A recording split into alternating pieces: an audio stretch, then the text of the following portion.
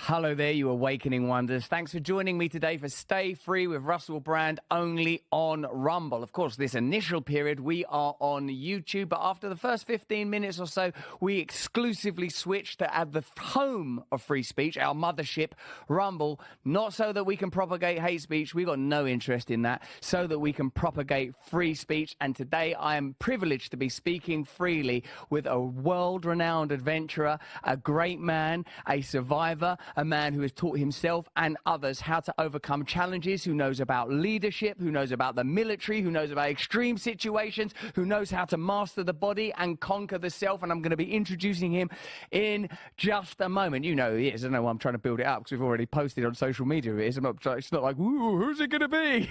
Also, later in the show, in Here's the News, we're going to be looking at the digital dollar about, oh, you like cryptocurrencies now, do you? Now that you can control them. I thought Bitcoin was evil. Now that we can control it, digital currencies are a good thing. We're going to be investigating that and just how much power that grants the establishment, the ability to shut down bank accounts, to control economies. It's extraordinary how fast this is moving. Over 50% of the countries of the world are trialing and preparing for CBDCs. I have to make sure I get that acronym right. Now, it is my privilege to be able to introduce a man you will know from shows like Running Wild, Man vs. Wild. His latest show is on National Geographic, and he's had me as a guest, so he's been pushed to the very limit. It's Bear Grylls. Hello, Bear. Welcome.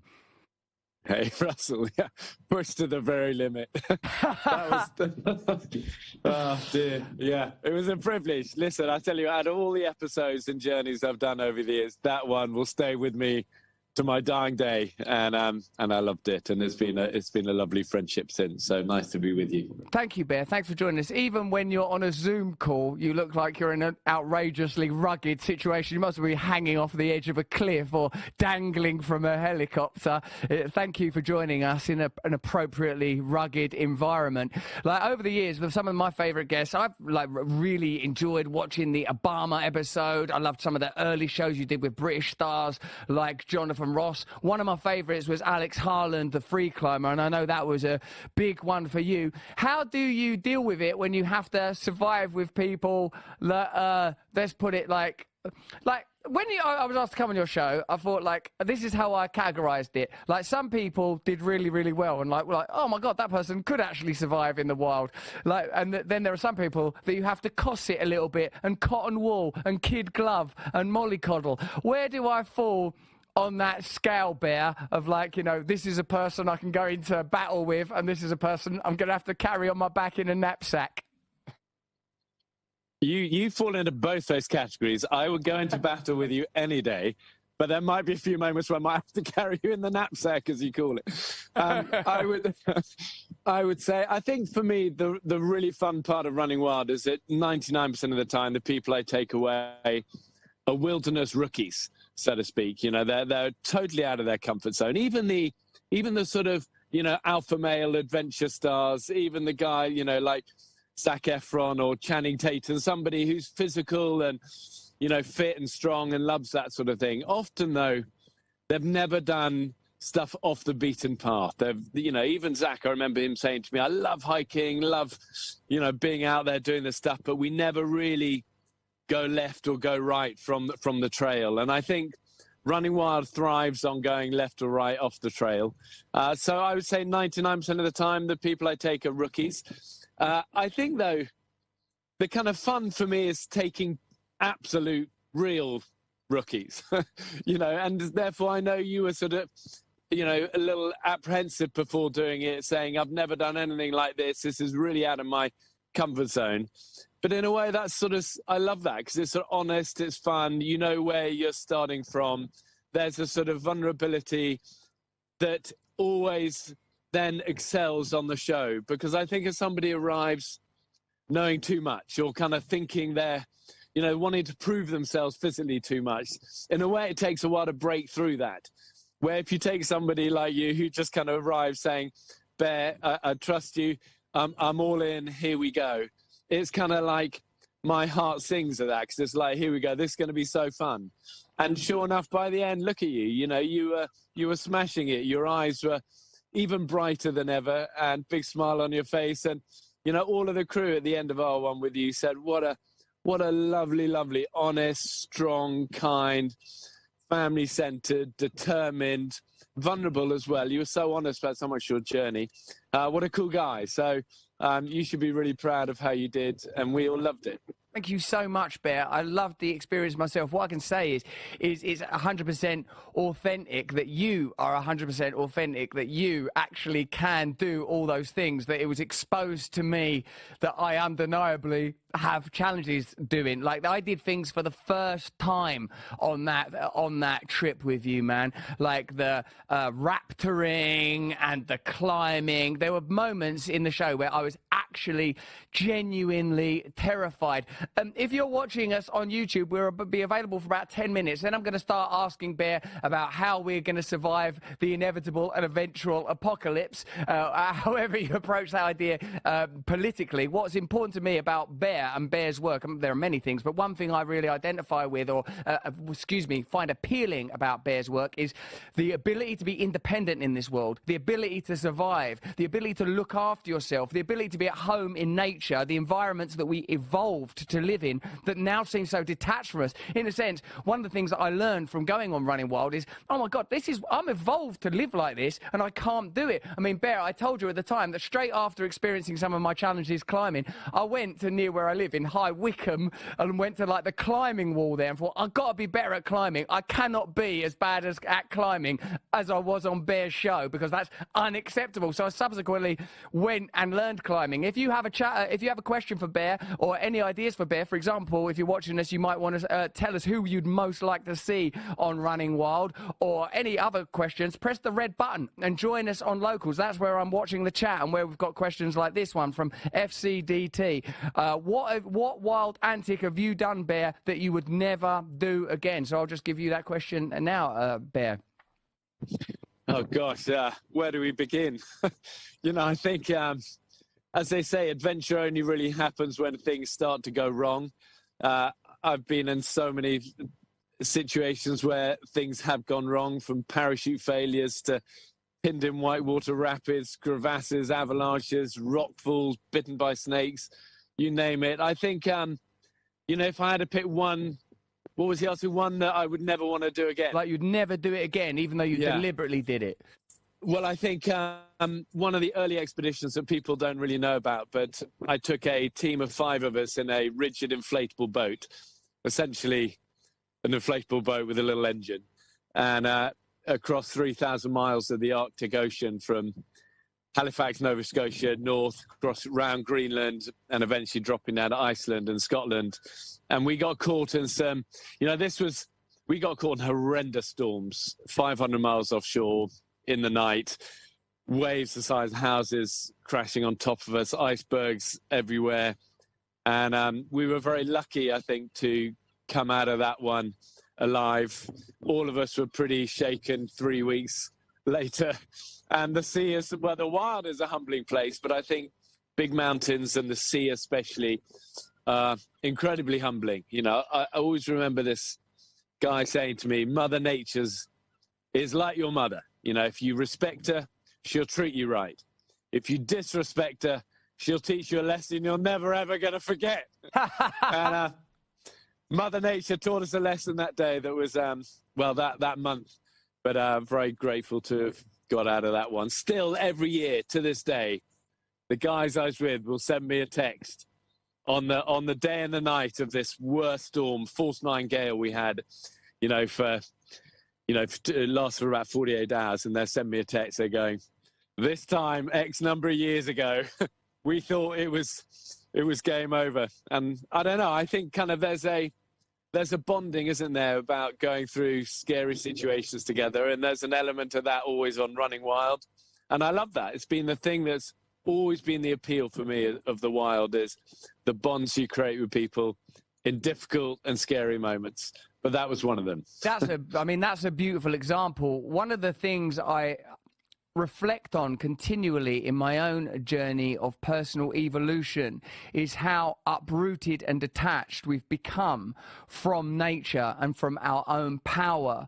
And when you speak about the bonds between people that experience that kind of adversity, it speaks to a kind of a tribal connection, a kind of mutual initiation, a sort of strength in the unity of knowing that nature is all powerful, but that we are part of nature, that we can draw upon resources in ourselves. One of the things that struck me during that experience, and I'm very glad to note that that experience was of, you know, confronting the gale and the oceans and the element was not as traumatic as wearing traditional Scottish dress, a kilt with me, and not having underpants, because believe me, I've got some memories from that experience, Bear, that we'll be talking about, but we won't be talking about on YouTube. We'll wait till we're exclusively on Rumble, where we also have a clip of my appearance on Running Wild. We'll show that. So if you're watching us on YouTube, join us over on Rumble. And if you're watching us on Rumble, press the red button right now to join us on the chat and pass on a question. There's a question here from Sherman Tank asking about your diet. I understand, you know, I'm a vegan. You mostly eat meat, I understand, Bear. And I can certainly see some of the side effects of that when I was abseiling down beneath you and looking up your kilt. Certainly seems that there are some benefits that I would like to explore.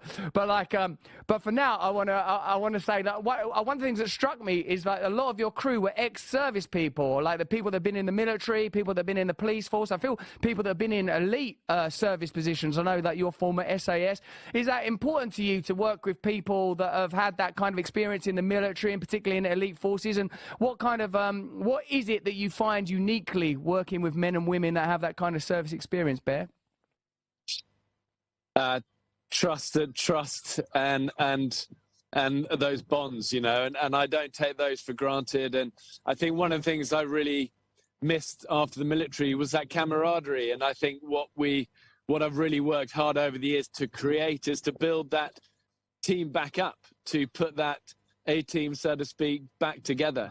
And we employed so many former guys that I served with and friends from the Royal Marines and all sorts of different, you know, service branches, but people who've always got a connection. It might be one or two away, but people with, you know, or the wider team have worked with and trust and love. And I think that's always come before skills, you know, and same on expeditions. We've always hired on character and people we like and trust before the skills. The skills you can teach.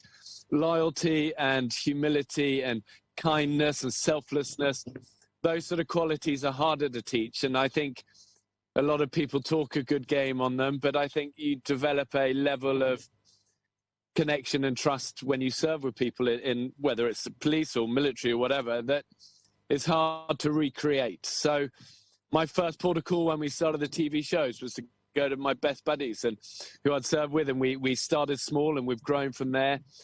But now, having sort of done it for a while and it's kind of grown, and I think one of the things I'm most proud of are those friendships that have endured. You know, the terrain has changed. I mean, our crew always say it's not bad guys chasing us. It's now it's us dodging the bad animals. You know, we're not having incoming bullets. We're dodging the snakes and the crocodiles and the typhoons. But it's the same spirit, isn't it? It's a different terrain, but the same spirit, which is you're going to work hard. You've got to have each other's back. You're going to have to dig deep. You're going to have to trust each other with your lives most days, which is certainly true in our case.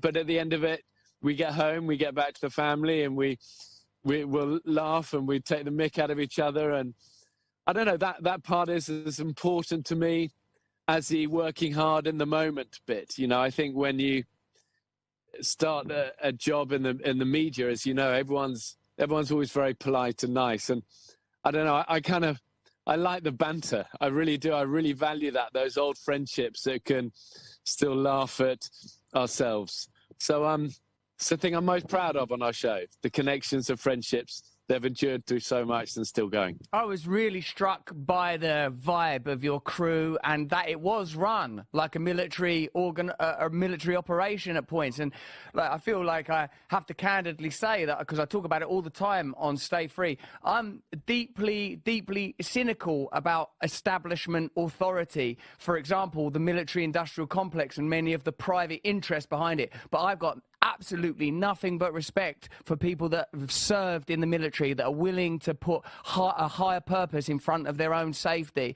And the men and women that I worked with on your show are such a great example of that. In particular, obviously yourself, but also Scott, who seems to have Scotty there, who has a very particular role on your show. It seems to be like he's ensuring that there's safety. I remember when I asked what his job was, everybody laughed. So there must be some sort of ongoing joke there. But I feel like Scotty, who's got background in the military, background in the police force, he's such a laugh to be around. Fantastic stories, not all of which are appropriate for broadcast, but all of which demonstrated the kind of camaraderie and good humour that you talk about. And yeah, I felt that it's an important thing for me to make clear that, you know, I always would get, whenever I get the opportunity to say, I really respect people that are willing to put themselves in front of danger like that, because sometimes you have to iterate that complexity so people don't think you're disrespectful towards people that are willing to, you know, to put their lives on the line, man. You know, I wonder what you feel about that kind of, how to balance that kind of complexity.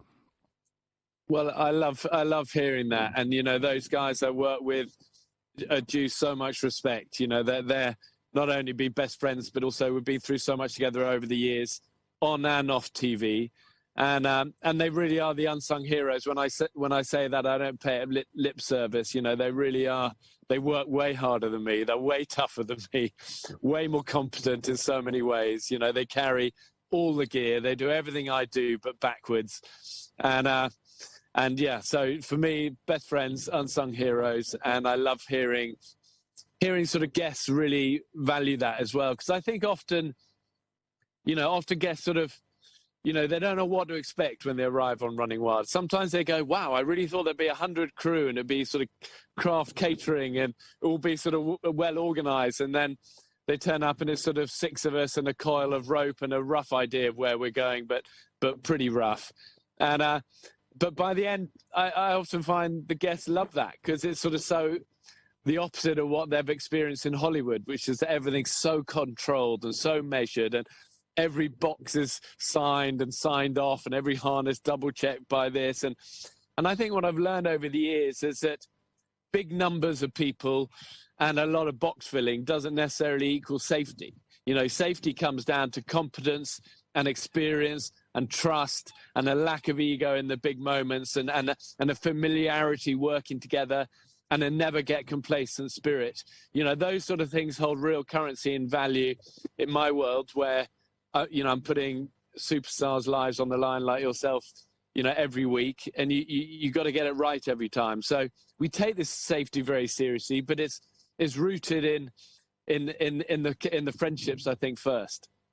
There were moments making Running Wild with Bear Grylls where I was genuinely and actually scared. And like in my life, often sought comfort from the fact that there is a camera present. I think if there's a camera present, I cannot die. This is television. I must be safe. But there were points making this show with Bear where I was actually like, oh no, I'm having a genuine experience. I'm not in control. It must be visible on my face. As a result of that, I've not watched back this footage yet. We've got an exclusive clip to show. If you're watching us on YouTube, we're going to be exclusively broadcasting now on Rumble. So click the link in the description and join us. Join us now over on Rumble.